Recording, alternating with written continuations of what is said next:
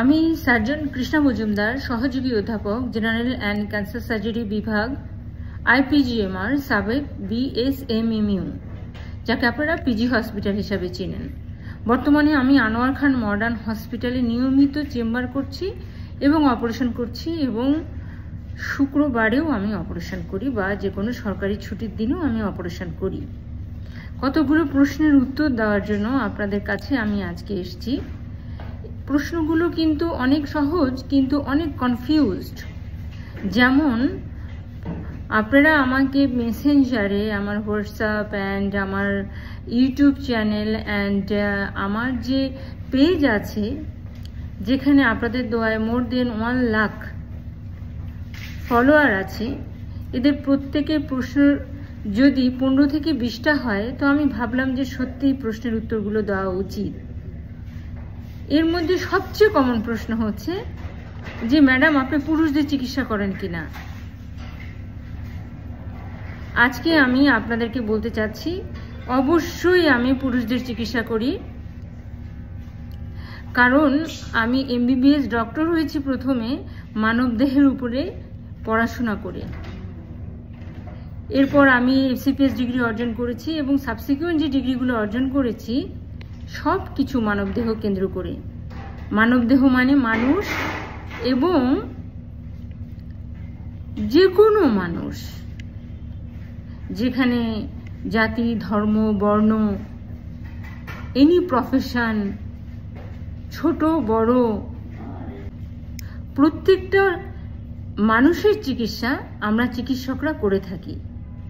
আমি যখন female surgeon বা নারী সার্জন হয়েছি, এই ব্রত নিয়েই আমি নারী সার্জন হয়েছি, যে শুধুমাত্র নারীদের চিকিৎসা করার জন্য না, পুরুষ নারী প্রত্যেকের চিকিৎসা করার জন্য। তবে হ্যাঁ, এতটুকু বলতে পারেন আপনারা যে নারীরা বা নারী পেশেন্টরা, মা এবং বোনেরা আমার কাছে বেশি আসে। কারণ পুরুষ রোগীরা কনফিউজ থাকে যে যেহেতু আমি নারী সার্জন, সেহেতু আমার কাছে পুরুষরা আসবে কিনা। কিন্তু আমি আমার হসপিটালে, IPGMR মানে পিজি হসপিটালে, আমার ইউনিটে যে রোগীরা ভর্তি থাকে, তারা নারী পুরুষ সবাই ভর্তি থাকে। প্রত্যেকের অপারেশন আমাকে করতে হয় এবং আমাদের কলিগদের করতে হয়। তো এই কনফিউশনটা নিশ্চয়ই আপনাদের থাকার কথা না। আজকে আমি যে রোগীটার অপারেশন করব, সেই রোগীটা হচ্ছে অনেকগুলো সমস্যা একসাথে, এবং তিনি বলেছেন আমাকে 10 থেকে 15 বছরের সমস্যা। আচ্ছা দেখেন, 10 আর 15 বছর, এই দুইটির মাঝখানে কিন্তু 5 বছরের পার্থক্য। 5 বছরে কিন্তু দুনিয়াতে অনেক কিছু ঘটতে পারে। তার মানে একজন নারী বা একজন মা, তার মলদ্বারে যে এত কষ্ট হচ্ছে, এবং উনি একটা রোগের সাথে এর সাথে আরো 3টা রোগ একসাথে উনি বাঁধিয়ে বসেছেন তার শরীরে, উনি এটা খেয়ালই করেনি। যেহেতু পাইলসে রক্তপাত, ব্যথাবিহীন রক্তপাত, এজন্য ওনার কাছে 5 বছর কোনো বিষয়ই ছিল না। অথচ ওনার ছেলে মেয়ের সংখ্যা কিন্তু মোর দেন 3। কিন্তু আমার মনে হয়েছে যে মোর দেন 7ও যদি হয়, 8 বা 10 জন ছেলে মেয়েও যদি হয়, উনি তারপরেও হয়তো ওনার এই কথাগুলো বলতে পারতেন না। কারণ উনি মনে করছে এটা ওনার লজ্জাস্থান, এবং এই কথাগুলো বলতে গেলে ওনার হয়তো উনি কমফোর্ট ফিল করবে না। ঠিক এরকম যখন ইন্টার্নি আমি করি, বা ছোটবেলা থেকে যখন আমি সার্জন হওয়ার কথা চিন্তা করেছি, তখন আমার মনে হয়েছে যে আর কাউকে না হোক, একজন মা বা নারী বা যে কোনো মহিলারা একজন নারী সার্জনের কাছে অবশ্যই তার মনের কথা বলবে, সব কথা বলবে, সব কথা বলেও। এটা আমার কাছে অনেক বিশাল বড় একটা বিষয় মনে হয়, যে অনেক অজানা কথা তারা আমাদেরকে বলে। শুধু রোগ সম্পর্কিত নয়, মনের কষ্টের কথা বলে, অনেক কথা।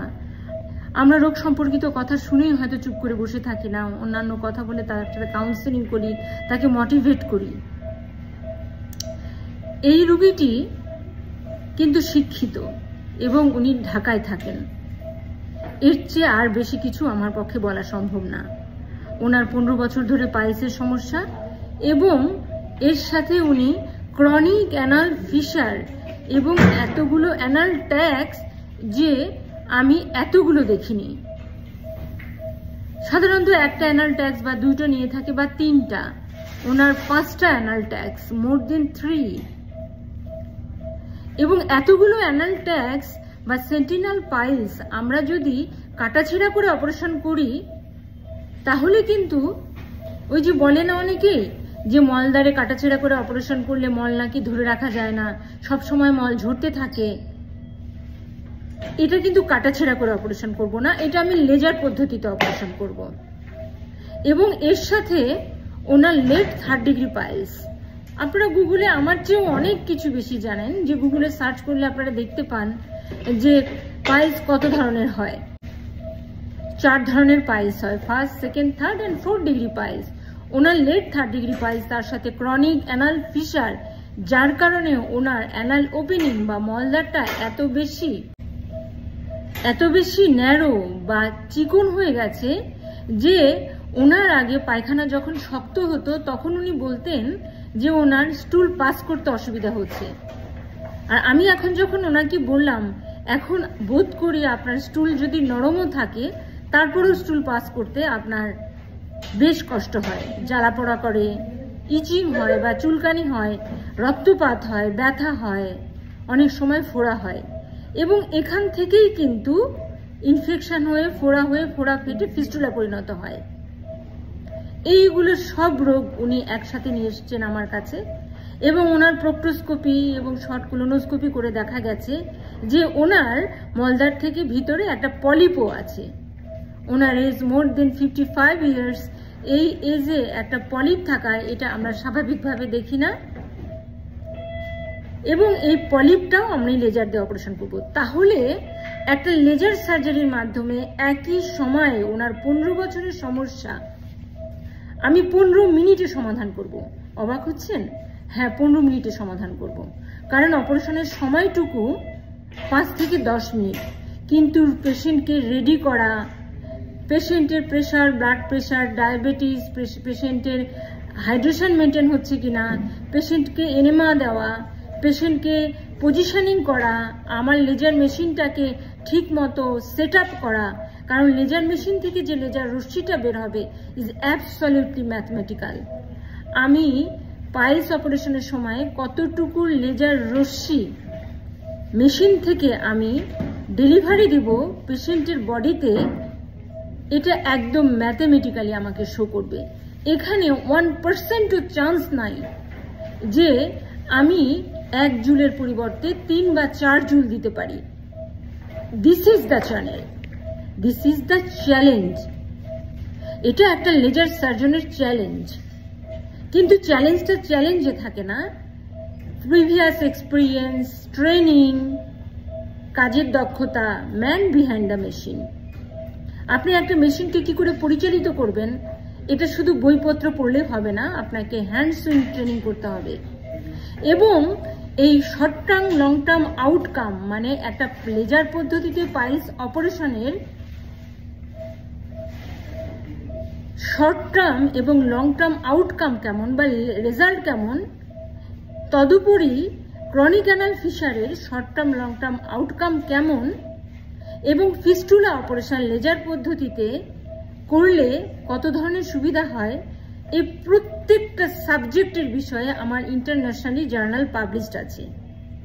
আপনারা পাবমেডে সার্চ করলেই পাবেন, এবং ওখানে তো ইংলিশে লেখা থাকে, আপনারা কষ্ট করে একটু পড়ে নেবেন।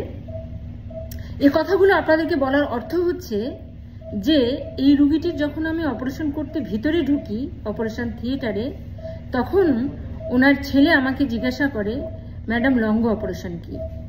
তখন আমি আমার রেসপেক্টেড টিচার, যার কাছে আমি ট্রেনিং নিয়েছি, স্যার অ্যান্টনিও লঙ্গো, উনি একজন ইতালি প্রবাসী, উনি লঙ্গ মেশিনের মাধ্যমে পাইলস অপারেশন করতেন, জন্য ওনার নাম অনুসারে অপারেশনের নাম লঙ্গ হয়েছে। কিন্তু লঙ্গ অপারেশনের মাধ্যমে একসাথে piles, fissure, fistula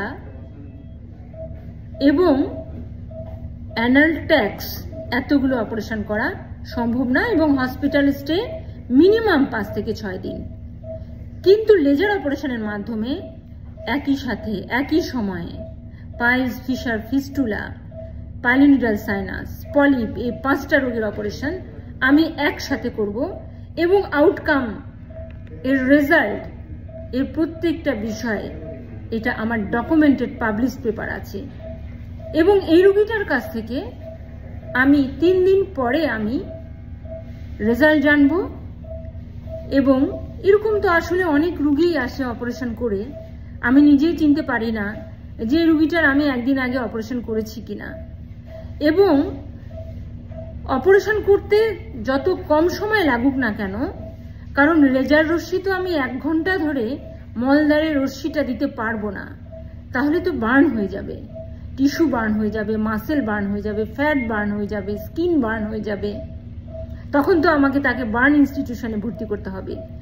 this is the surgery, this is the arts of surgery, যে আপনি কতখানি লেজার রশ্মি ব্যবহার করছেন, কোন পাইলসের জন্য কতখানি লেজার রশ্মি, ফিশারের জন্য কতখানি, পলিপের জন্য কতখানি লেজার রশ্মি, পাইলোনিডাল সাইনাসের জন্য, ফিস্টুলার জন্য কতখানি লেজার রশ্মি ব্যবহার করছেন, এটা সম্পূর্ণভাবে লেজার মেশিন যেটা আছে সেখান থেকে ডিটেক্ট করবে। এবং আমাকে জানতে হবে যে আমি কতটুকু লেজার রশ্মি তার ক্ষেত্রে ইউজ করব, আদারওয়াইজ রেজাল্ট বা আউটকাম কিন্তু কখনোই ভালো আসবে না। আরো প্রশ্নের উত্তর দিতে আমি চাচ্ছিলাম, কিন্তু আমার পেশেন্ট অলরেডি রেডি হয়ে গেছে, তাকে স্পাইনাল অ্যানাস্থেসিয়া দেওয়া হয়ে গেছে, আমার লেজার সেট আপ করা হয়েছে, এখন আমি ওয়াশ নিব, লেজার অপারেশন করব। আপনারা আমার পেশেন্টের জন্য এবং আমার পুরো টিমের জন্য দোয়া করবেন। এবং এই রোগীর 15 বছরের ধরে যে সমস্যায় ভুগছিলেন, আজকে আমি এই রোগীর সমস্ত সমাধান আজকে সমাধান করব আপনাদের দোয়ায়। বাকি প্রশ্নের উত্তরগুলো, কনফিউশনের উত্তরগুলো অবশ্যই আমি ডে বাই ডে যেমন করে আপনাদেরকে দিই, আপনাদেরকে আমি দিব। আমার chamber Anwar Khan modern hospital, Dhanmondi 8-এ। প্লিজ আপনারা যে কোনো প্রয়োজনে আমার সাথে যোগাযোগ করবেন এবং সবসময় মনে রাখবেন আমি নারী পুরুষ নির্বিশেষে প্রত্যেকের চিকিৎসা করে থাকি। সবাইকে অসংখ্য ধন্যবাদ, সবাইকে সালাম, আদাব।